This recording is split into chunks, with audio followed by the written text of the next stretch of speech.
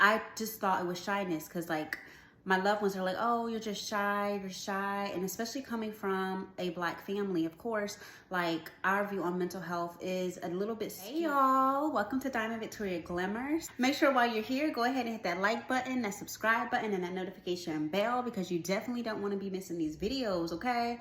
And if you are new here, make sure you go ahead and drop that red heart below after you subscribe because once I hit 1K subscribers, I am giving away something nice.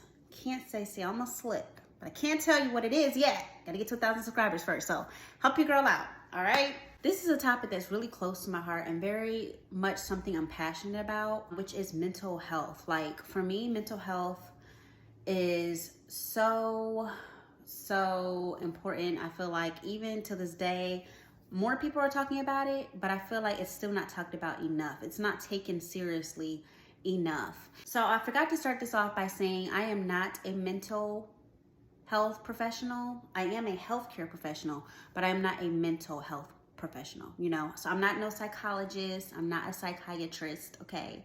But I have personal experience because one, I've seen this in my prior life working at the ER. So got, you know, that firsthand, okay? And that's not something you can't see in the ER.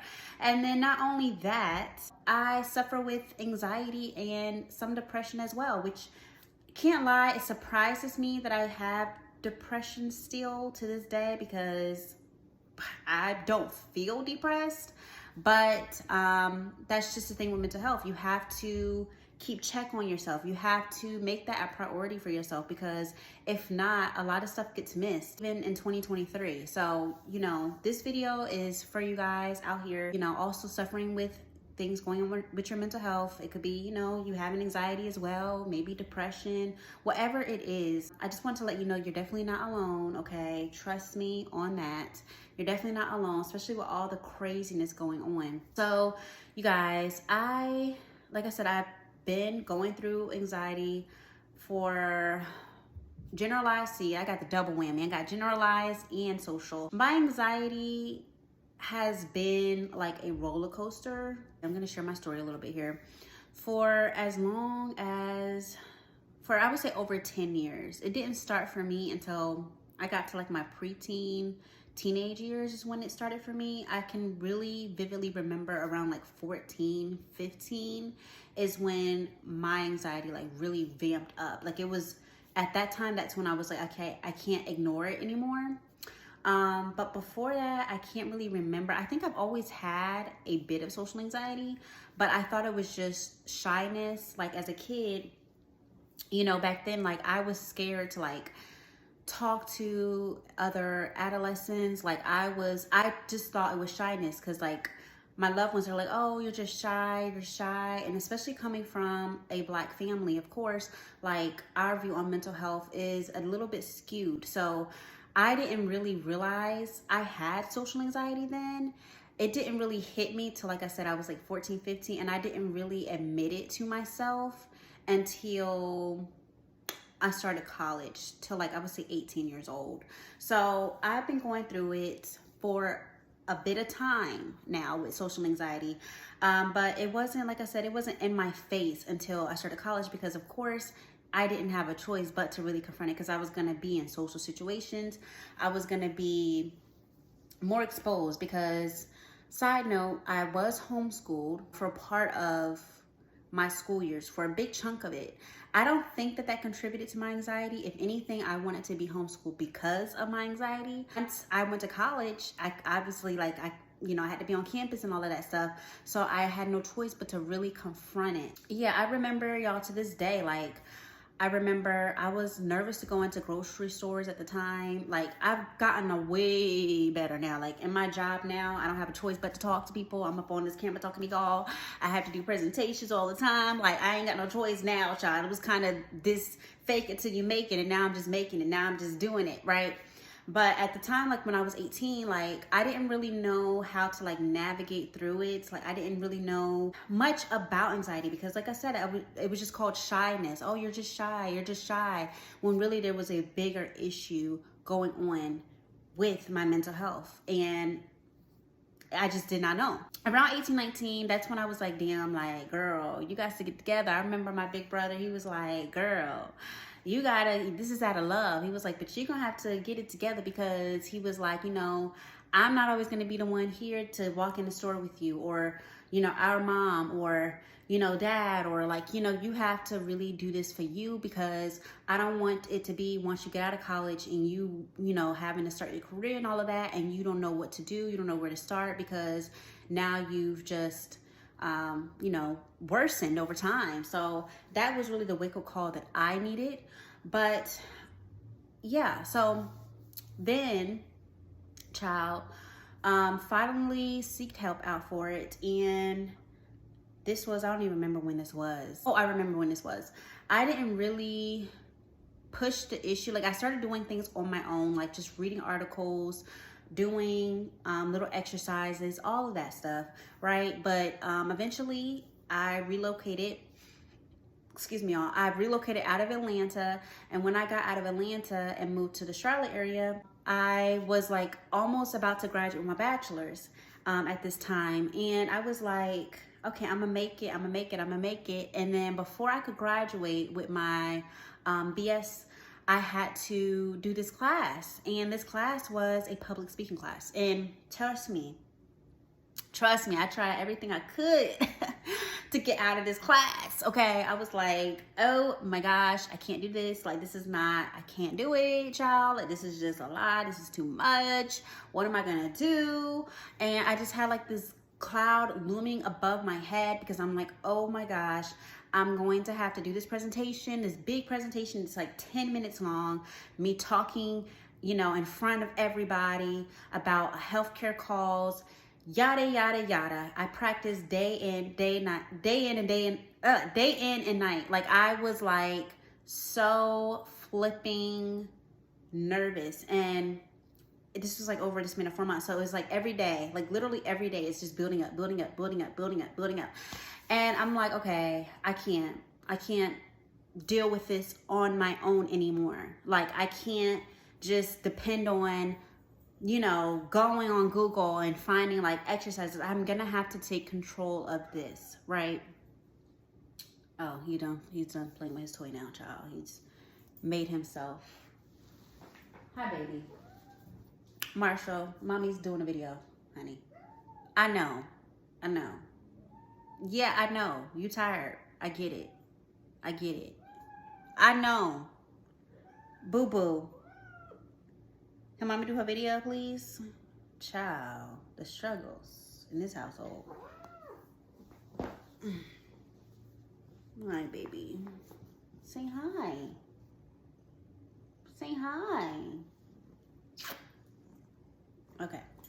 All right. So basically, long story short, that's when I really was like, you know, I can't do this on my own. And honestly, if you're going through it, you don't have to go through it alone. Trust me, I thought I had to. I thought in order for me to be strong, I have to just deal with it. I have to just, you know, what are you seeking out help for? Like, that was my mindset at the time, you know, and it was a very unhealthy mindset. And I feel like a lot of us, we know we're going through something, and our pride really gets in the way, or the pain of admitting something is wrong, that is out of your control, like that gets in the way.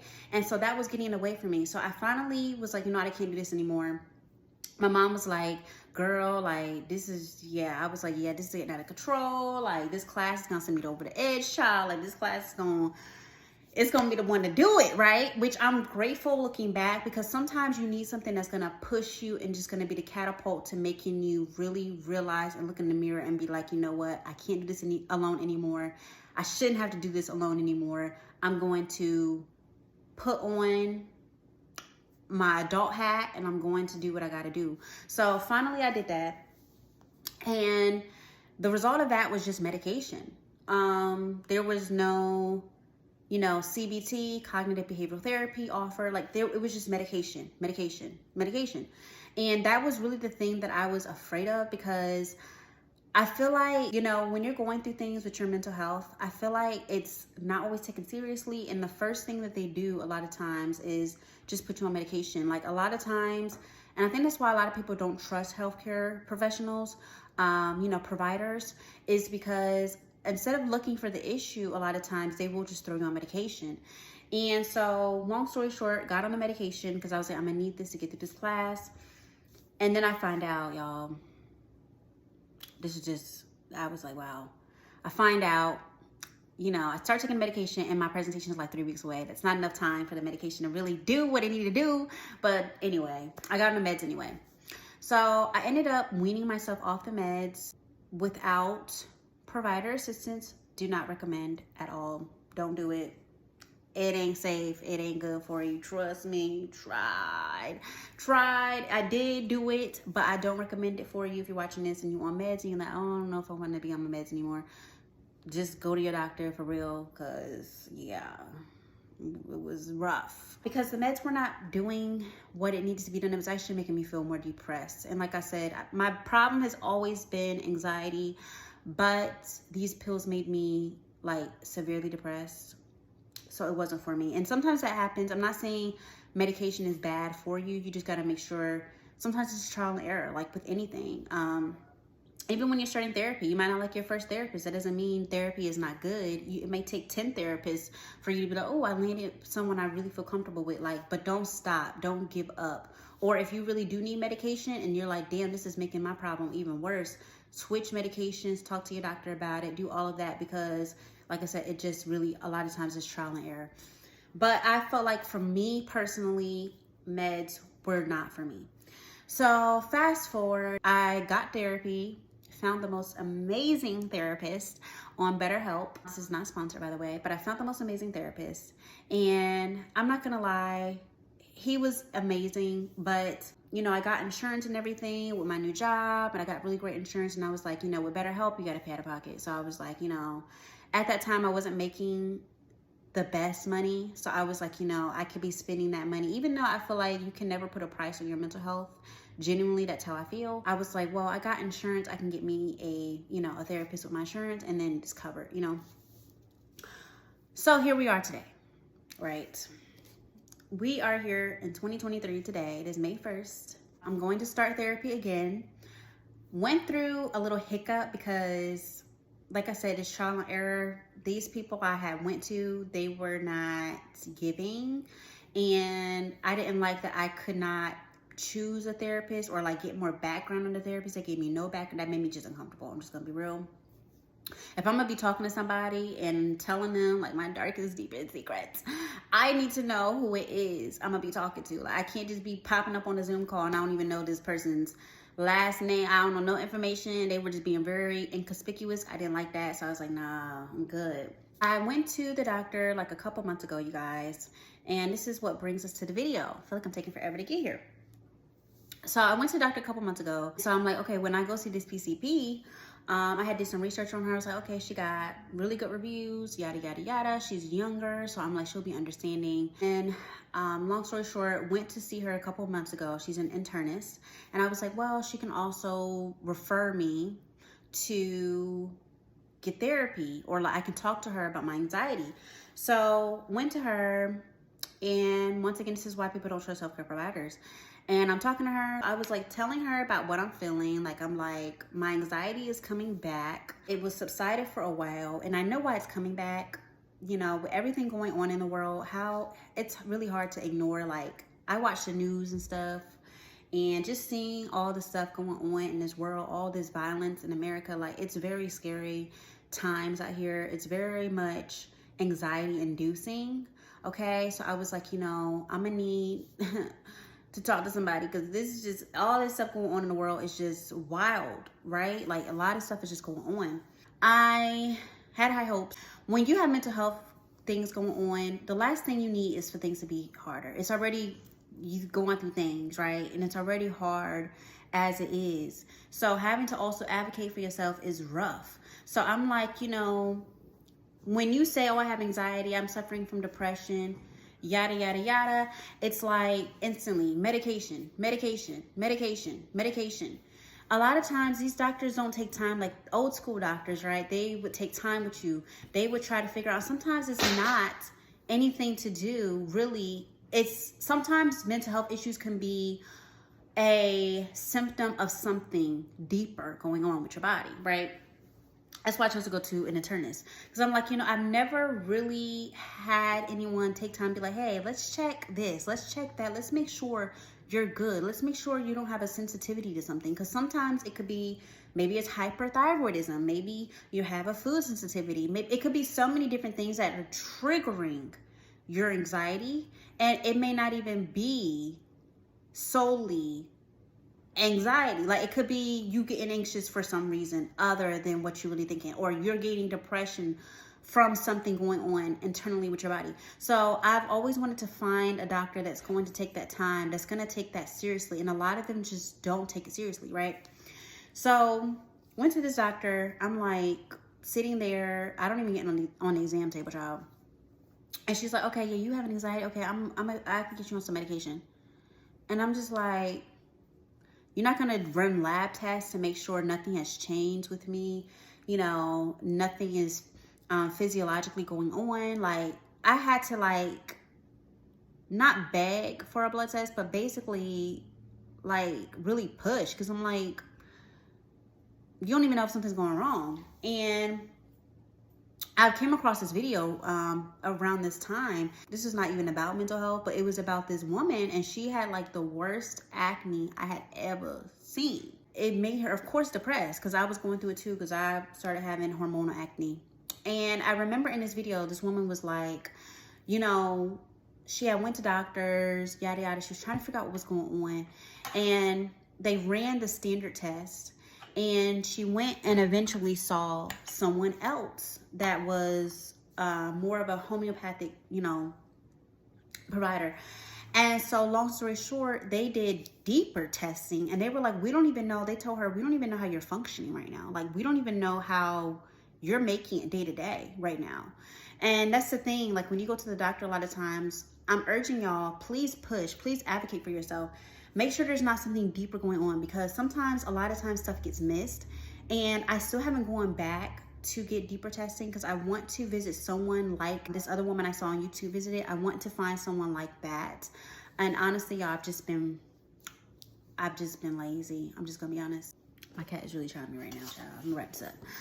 So anyway, like I said, I just want to urge you guys, please advocate for yourself. Don't always jump to the conclusion that there's not something deeper going on. Yeah, a lot of times, I'm sure majority of the times it is just something with mental health going on, but sometimes it is something physiologically going on, and we have to be the ones to advocate for ourselves. It does suck, because like I said, when you're going through anxiety, when you're going through depression, it's hard enough as it is to just function normally, right? So to add on another layer, to be like, damn, I really have to like push the doctor. Damn, I really have to do this. Damn, I really have to do this. I have to add another task to this list. And I'm already doing just the bare minimum, because I'm barely able to do the bare minimum. And then I have to push to do even more than that. And that's a lot. It is.